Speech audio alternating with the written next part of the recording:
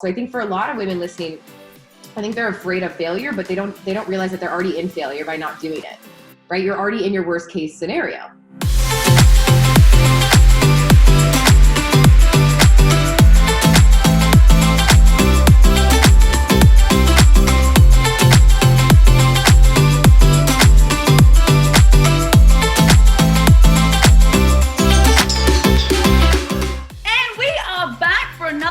Of It Takes Grit. It's only taken me a couple of months and a few rescheduling things to get this girl on.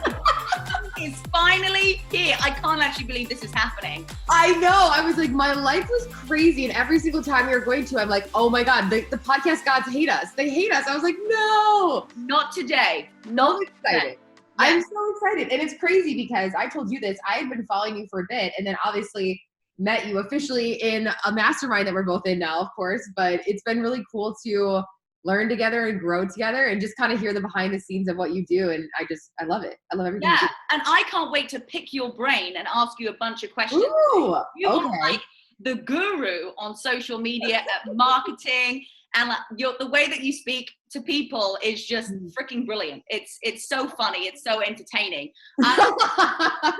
You're entertaining. I love it. So for those people who don't know you, and guys, if this is your first time on the It Takes Grit podcast, welcome. We're super fired up to have you joining us today. You're very, very lucky because we're getting Angie Lee from the Angie Lee podcast, which has 7 million downloads? Yeah, as of last week. I'm so excited. Just a little brush on the shoulder, just like, yeah, whatevs. So tell everybody a little bit about your background and who you are. So what's up, guys? I'm so excited to be on the podcast. First of all, my favorite word is grit, so I'm like super stoked to jam. So my story, or my quick story, is I was doing health and wellness coaching in college. I started a wellness blog. The Cliff Notes is that built an audience over the last 10 years. And now here I am teaching marketing, sales, and I do a few different things. I have a live event, Pays Be Brief. I obviously have my podcast. I have digital courses. I have a CBD line in the cannabis space. So I kind of have my hands in a few different things, but all around, I think that I'm an educator, and hopefully an entertaining educator, as you mentioned. But I see myself as an educator, a teacher, a speaker, and I am obsessed with jamming on all things marketing and sales. So I'm excited to be here. So rad. Now you live in San Diego now, but you're not from San Diego.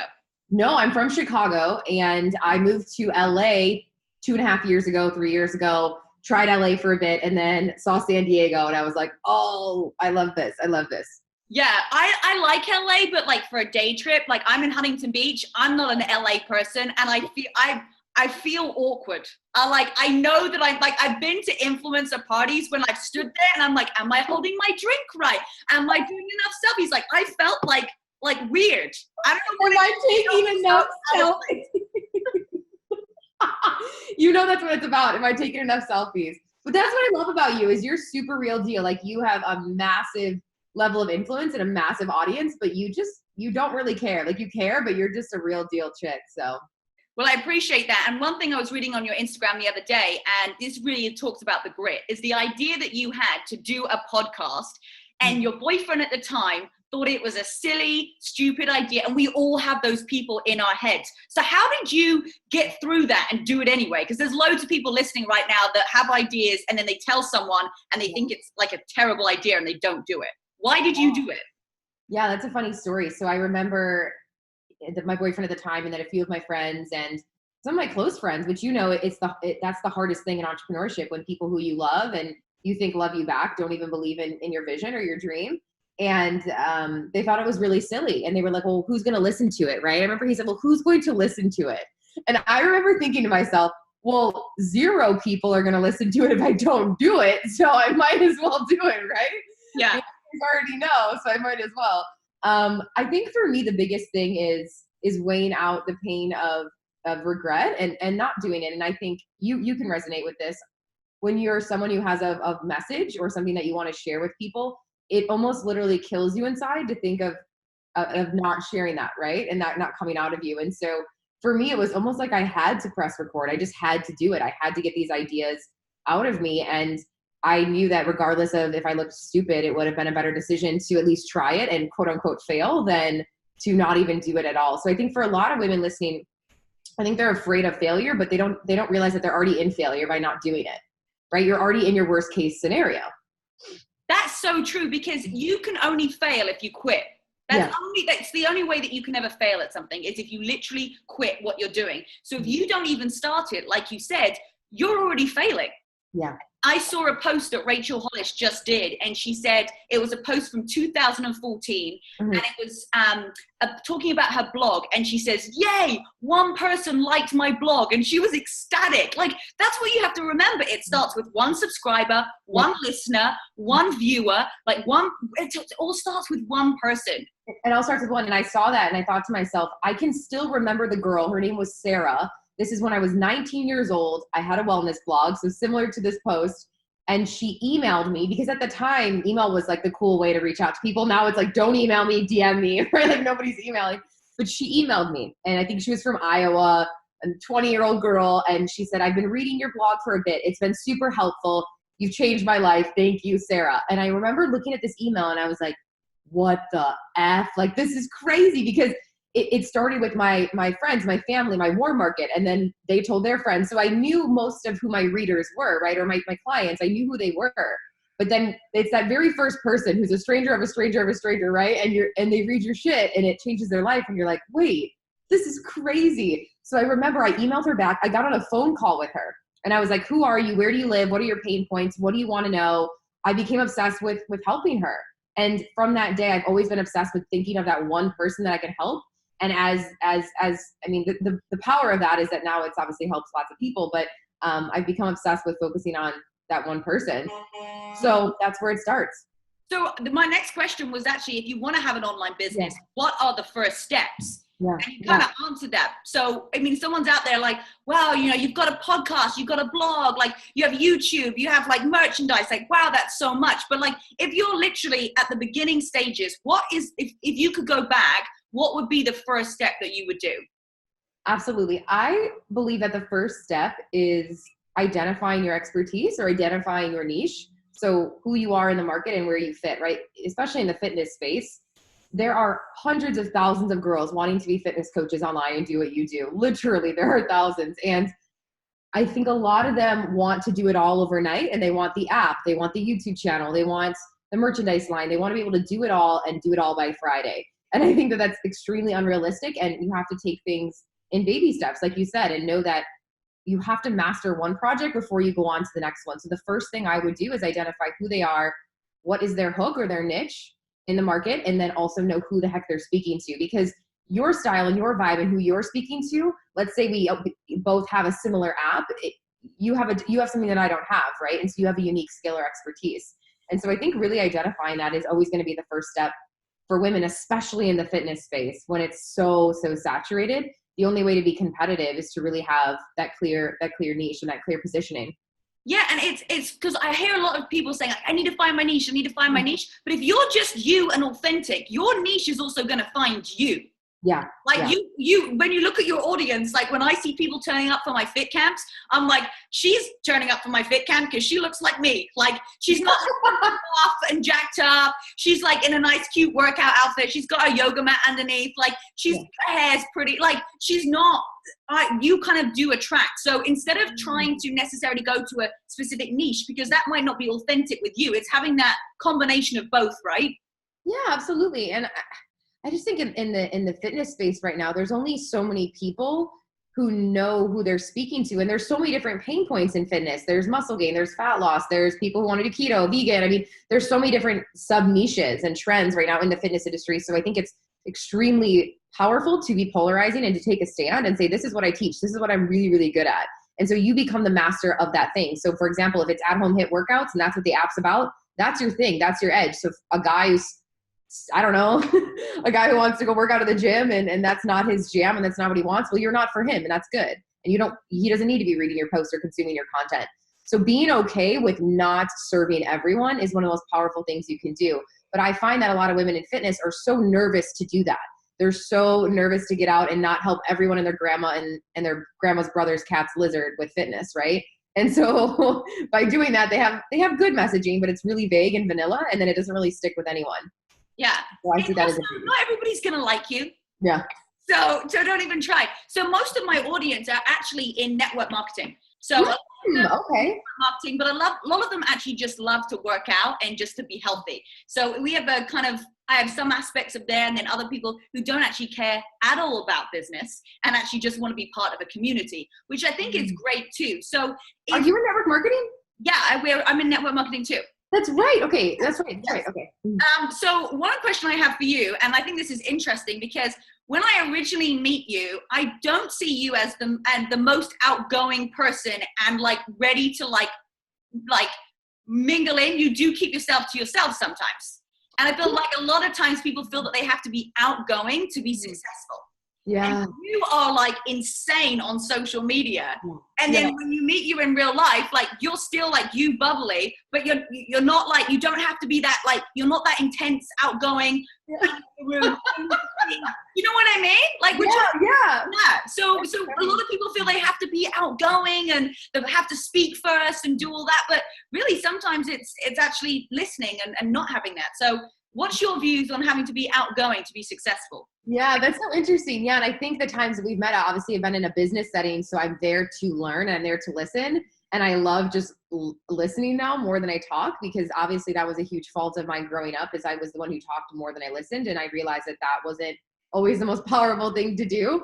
And I think now as my brand's increasing, and I mean, I'll probably interview you on this, but as I become more outgoing and having to create so much content and be so on, when I'm not on, I don't like to be super on, because I'm like, oh man, I just did videos today, or I did 5 podcasts. And the last thing I want to do is go to a networking party and be like this super outgoing, like everybody needs to know I'm in the room girl. Mm-hmm. And I just don't have the energy to be that anymore because I used to be that way. So I believe that the beauty of social media is there are a lot of girls who are extremely introverted, who have these massive YouTube channels and who are monetizing like crazy. But when you meet them in person, they're not like that. And so yeah, I think if an introvert's listening to this right now, the sky's the limit. I don't think it really matters what your personality type is, but I do think that I will be real deal with this. I do think there's a level of you having to overcome the fear of showing your face or having people hear your voice. And that's just something that, I mean, that there is power in blogging and writing, obviously, but I think we live in a time now where video and audio is really taking over.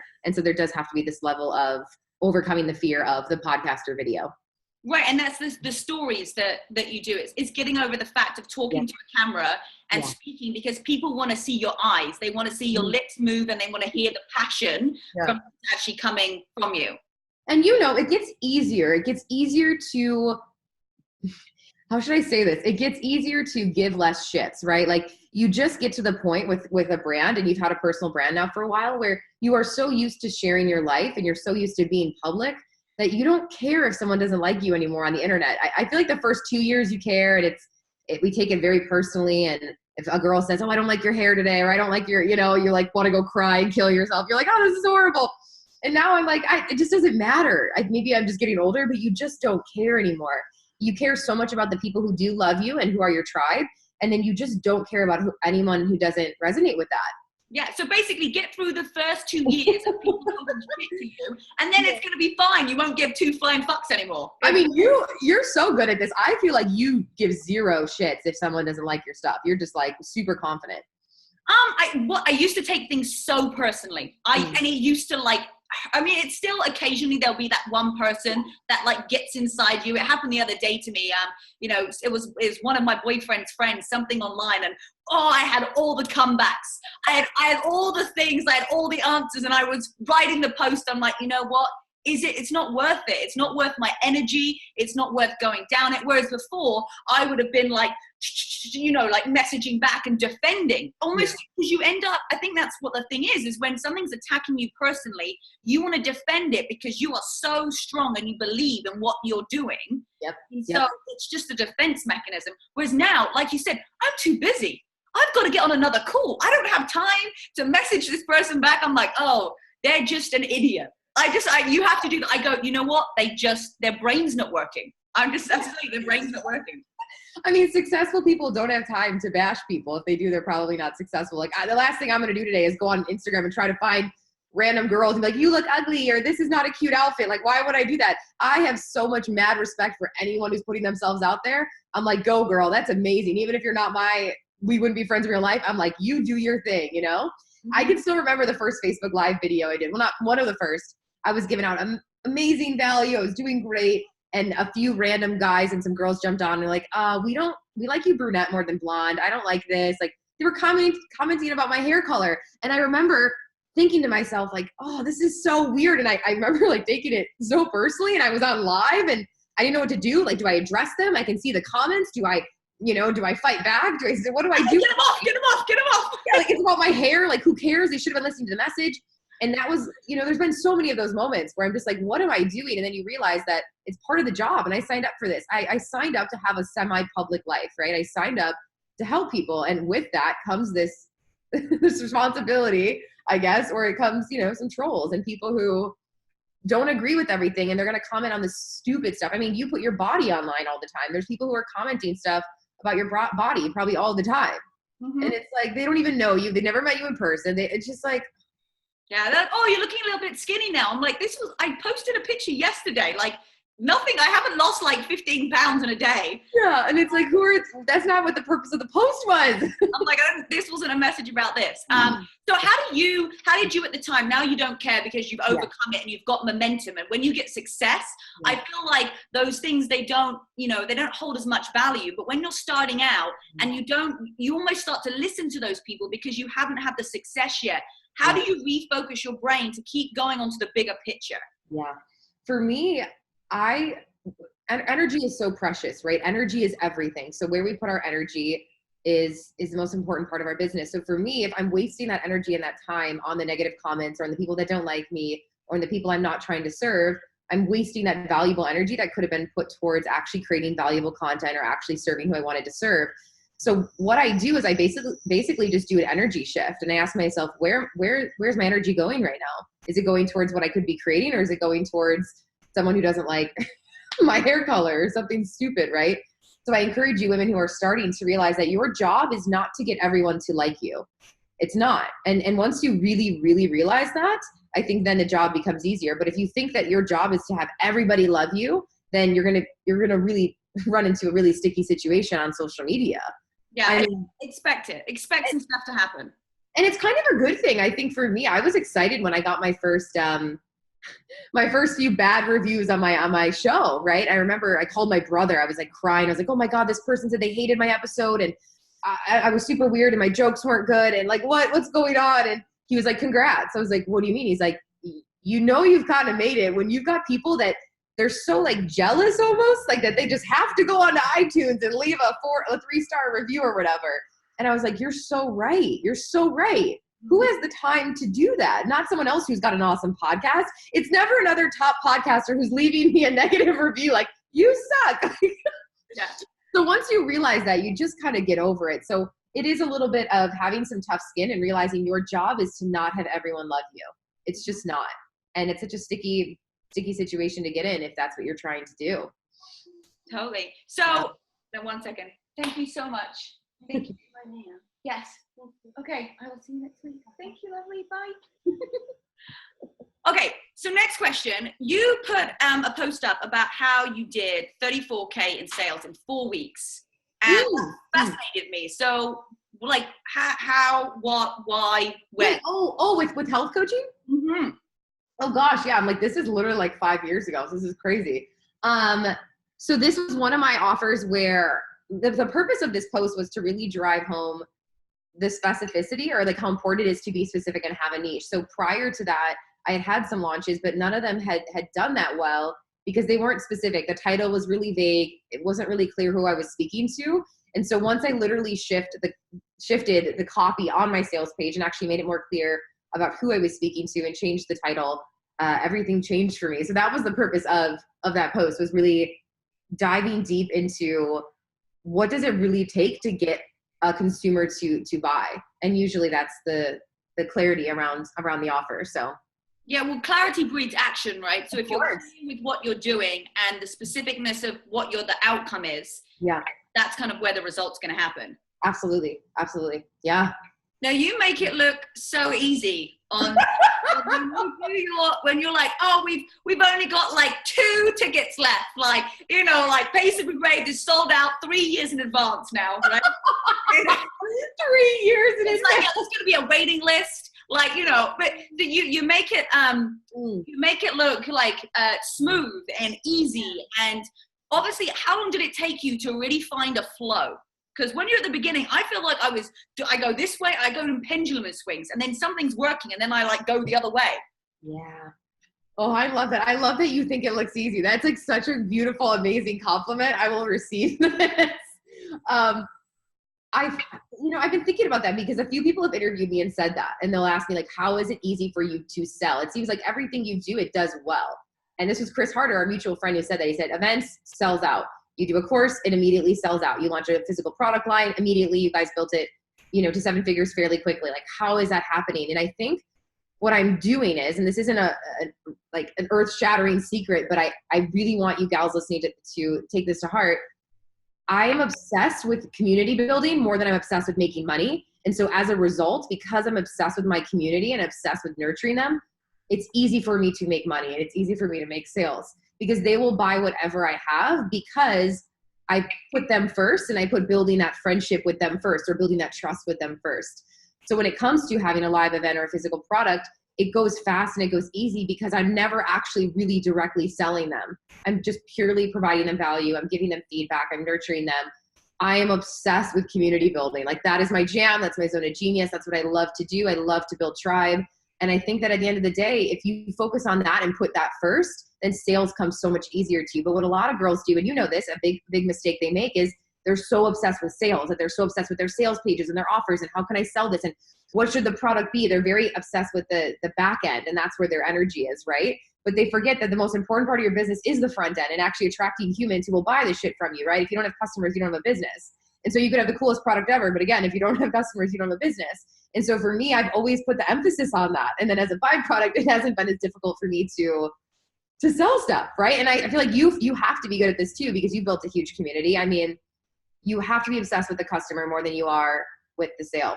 And you're asking them what they want, right? You really are asking the audience what they want because, and at the end of the day, there does have to be a balance of things that you want to do. And know that those things might be the hobby, and the things that your audience are asking for and that you do will probably be the thing that pays your bills. And so it is finding that balance of what is it that your audience love and what do they need? And also what do you love doing? Yeah, it's that sweet spot of what do you enjoy? What's your expertise? What can you get results in? And then I match that with, and this is the part that a lot of people miss, I match it with something that this ideal niche avatar or this audience is screaming for and wants. And a lot of people miss that. They're like, I just want to launch a course on how to become a beautiful unicorn inner goddess mom who has confidence and has a 6-pack. And you're just like, no one's Googling for that shit. Like no one's looking for that. And so women forget that it's a lot easier for you to just meet someone where they're at and give them what they want. So I launch products based on what my community is asking for. 9 out of 10 is something I wanted to create anyway, but I do a lot of market research and a lot of polling. I'm asking them all of the time, what do you guys want? What do you need? What do you struggle with? What would you love to hear on my show? I treat my business and my entity and my LLC as if it's of service, right? I'm literally creating content for her. And then of course I have my life and my hobbies and my other things, but my business is actually not for me. My show is not for me. My podcast is not for me. Every single post is not for me. It's for Susan or Becky or the girl I'm speaking to. Every single course, the live event's actually not about me. That's why I would never call it the Angie Lee event. It's not about me, right? And so when you realize that, it changes everything for you. It changes your content, it changes your offers, and you realize that when you're in the business of service and solving a problem, things sell faster than if you're just selling it because you just want people to look at you or think that what you ate today is cool, right? I always say, like, people don't give a shit about your cat unless you've actually first helped them with something. And so I'm pretty good at really leading with offers that they want. How much time do you spend on social media? It depends. I go in phases, honestly. I would say here's what I've been doing lately is I love still being very hands-on with my community and in my inbox, in my DM, answering these women because I'm still really, really obsessed with trying to figure out what I can create for her. I'm in the process of a book next. I'm still in a big creation push phase of my business where I want to know who she is and I want to know her so well that I could just like create everything and anything she needs. But so what I do is I'm trying to outsource other things in my life and take almost everything else off my plate. So I don't have to I don't answer emails. There's so many other things in my business I don't touch or see or do and that are done for me. So then I can have an hour or two a day while I'm on a walk or working out to be in the DMs and to be answering that and to be really active there. And I think as an influencer, that's my job. My job is to be chatting with her and to really build that relationship. So I do spend a lot of time daily in there and almost, I don't know what you call it, but I guess community building or community nurturing. And then other things in my business, I'm like, F no, someone else do that. So again, that's where I put my energy and my time. So then of course it's easier for me to make sales where another girl might be spending more time on the back end and doing stuff that's what I think is a waste of time, because at the end of the day, they're buying it because it's me, right? And they want to engage with me. So I don't know. It's a hard blend though. And you know this, making your life so public and being on there all the time, it is hard to find that balance. And the thing is, but a lot of people would maybe like look at you and be like, wow, you've got it all together. You've got the event happening. Or like, even with me, and I'm like, we have help. Like at the beginning, no. I was writing the blogs. I was filming my own videos with the flip camera. I was editing them. I was doing absolutely everything. And then I feel like if you're starting to do a business, you need to start thinking about what you can delegate and how you can get an intern in or someone that just wants to learn. Like I really promote this to my team. Like, you need an assistant. Like you need to not spend time cooking meals unless you love cooking. Then you have a cooking blog. That's fine. Yeah. You need to not spend time, doing the laundry or cleaning, because that is valuable time that you could be spending towards your business. Now, obviously you have to work up there, but I think having that vision of what can I delegate like as soon as possible, and that's going to really help build your business, especially if you've got a side hustle. If you've got a full-time job and you're doing this on the side.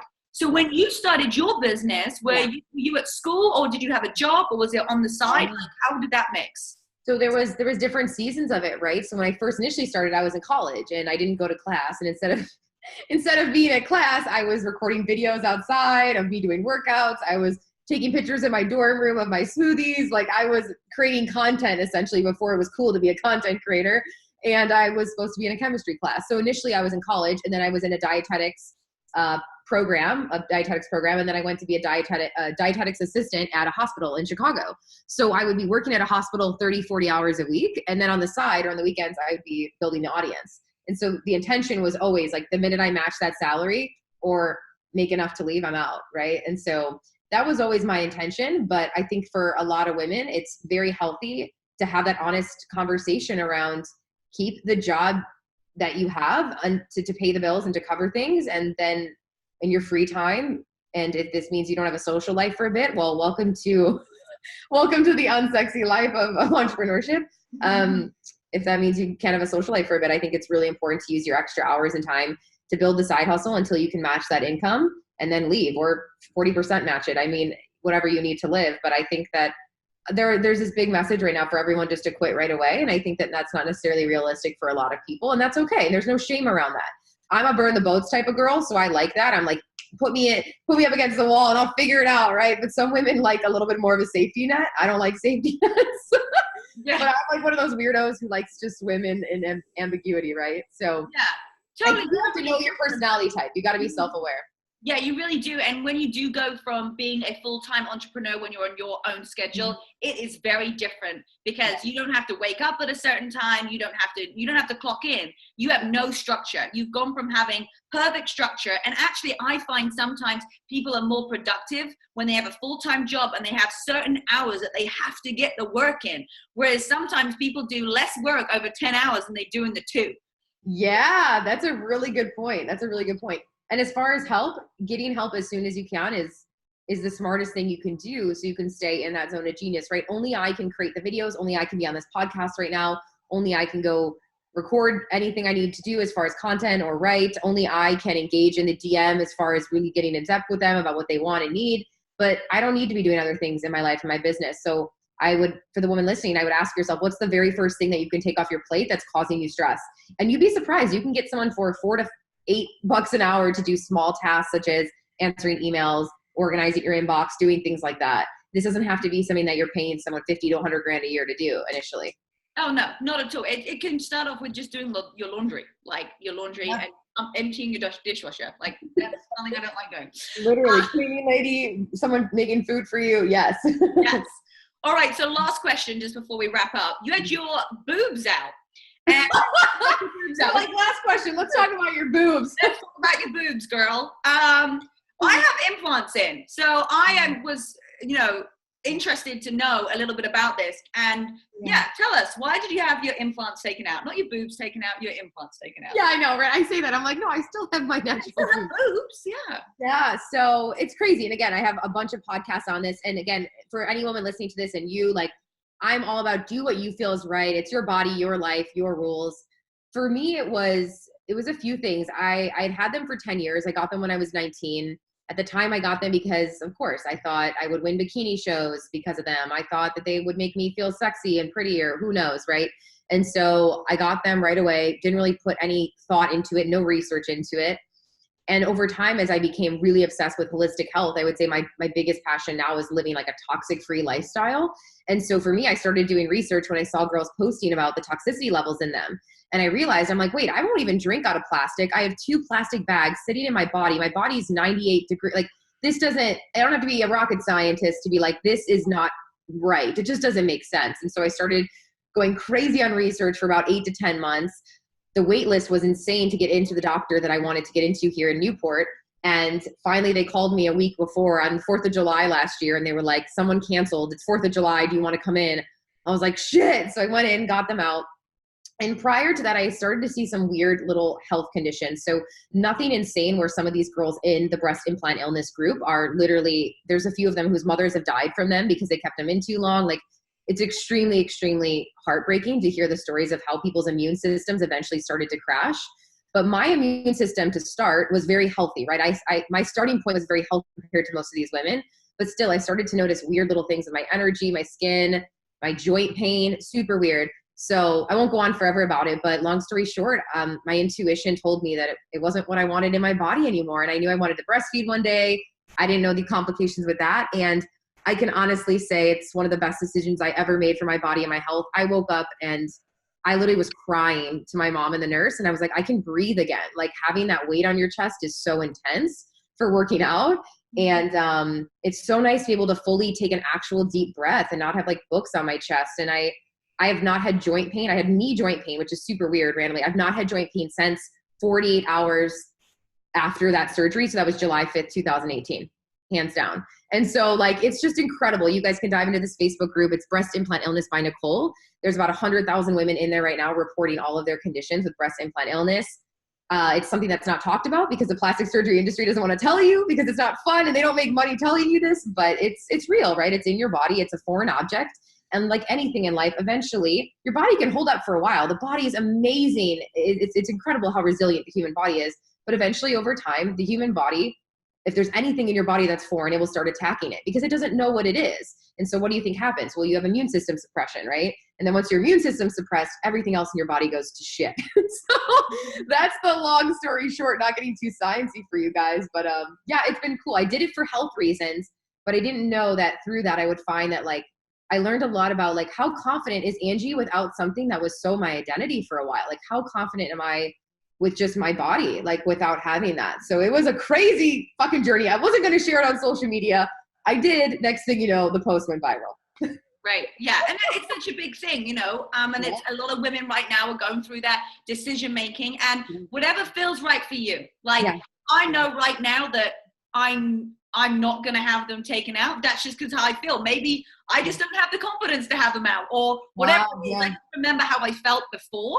But I would love to have them out for a week and see how I felt. And then if they're great, put them back in again. Yeah, I think you'd be surprised. I think girls think that like it changes their life or their confidence. But I think a lot of people are surprised at how much. Yeah, I'm 31 now. I'm like, whatever. My body's just going to start falling apart anyway. So yeah, I mean, here's my thing. If you girls have them, just, oh God, I can say anything because listen, I do actually think it's my responsibility because I've literally had girls, I mean, God, I've had maybe 10 to 30 girls cancel surgeries, another 40 to 50 tell me they got them out and feel better because of them. Girl, I mean, I do think I'm saving lives and helping when I have this honest, scary discussion, but I think if you've had them for 5 to 6 years, please go get them either, I mean, whatever you want to do, fat transfer, updated, whatever. I can't control that, but don't keep them in for longer than, I mean, they tell you 10 years, but that's not right? That's like, I don't know. I just think the plastic's boiling in your body. And I think that women keep them in way too long. And some of these women in the group are keeping them in for 35 years. Yeah. They haven't, I'm like, are you fucking serious? That's so gross. Yeah. If you think about it, something's like dead, like in your body for like, any more than like 8 years, really. It's like, that's a long, even like 5 years is a long time. And girl, you got a banging body. These girls, dude, she's got one of the best bodies. So like you, little boost, big boost, you'll look good. You'll look banging with whatever. So we'll see what you're happens. one of the most fit little bodies ever. So you're good. Don't you worry. Well, I'm so grateful that we managed to get this together because this was a lot of fun. And if there is any tickets left by the time this comes out, which is not even that long, where can they go to see you in real life? Pays to be Brave. Yes, I would love for you girls to be there. It's paystobebrave.com. It's a female entrepreneurial confidence empowerment conference in gorgeous San Diego, October 5th and 6th. It's going to be so much flipping fun. A lot of amazing speakers. It's going to be a dance party, motivation, entrepreneurship. Essentially, imagine a business conference, but made really fun, and that's Pays to be Brave. So. That's awesome. And where can they find you on social media? Yeah, you guys can creep on me on Instagram at Angie Lee Show, or head to iTunes right now and head to the Angie Lee Show. Perfect. They can creep on you. Definitely. They can creep on me. Like, not just follow me, but just like creep. Go ahead, creep away. We don't want to follow. We just want to creep, right? Creeping's so much better, right? I love it. Well, thank you so much, Angie Lee, for joining me today. I'm so grateful to have you on the podcast. You're a rock star, and I'm so excited to see you again very, very soon. And thanks for everybody else for joining us on the It Takes Grit podcast. Make sure you head on over to iTunes and Spotify, wherever you love to listen to it, and leave us a review. And also head on over to Angie's page and check out Pays to be Brave, because it's going to be unbelievable. Thanks, guys. Have a great week, and we'll see you next week. Bye, guys.